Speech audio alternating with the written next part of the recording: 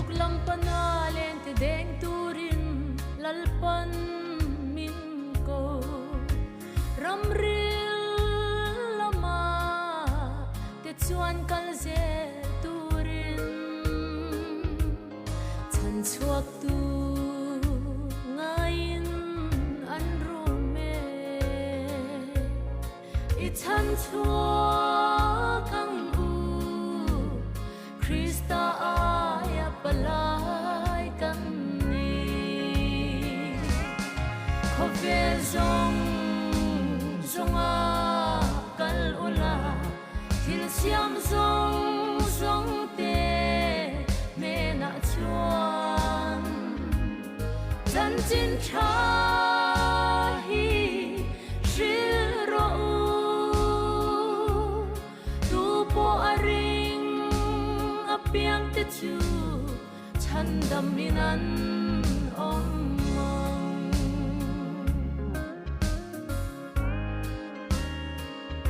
I na thim noya thu ten min chan ru ti in min a boral na lam luang zo a kal mek ten sing nun an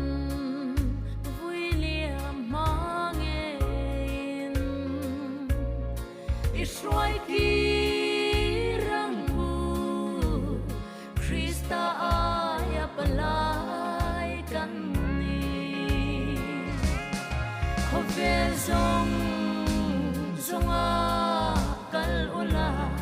thil siam zong zong te me na chuan chan chin tha hi shil ro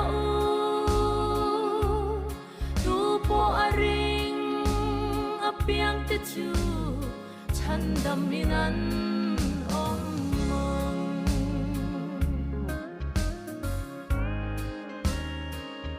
lal tu thung phur tu te zam lovin I kal zel ang u tharau bo sang tam tak mo liam tur so Krista thi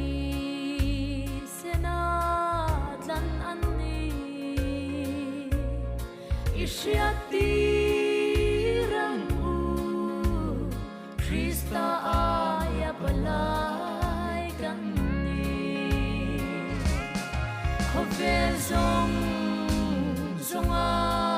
kal ula thil siam zong zong te me na chuan chan chin tha hi shil ro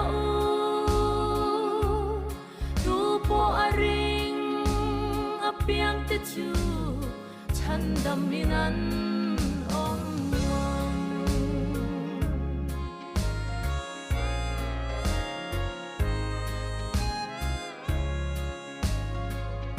lal tu thung phur tu te zam lovin I kal zel ang u tharau bo sang tam tak mo liam tur so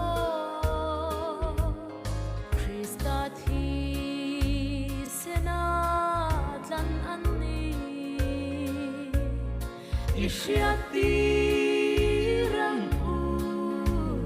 Krista aya palai kan ni khove zong zonga kal ula thil siam zong zong te me na chuan chan chin tha hi shil ro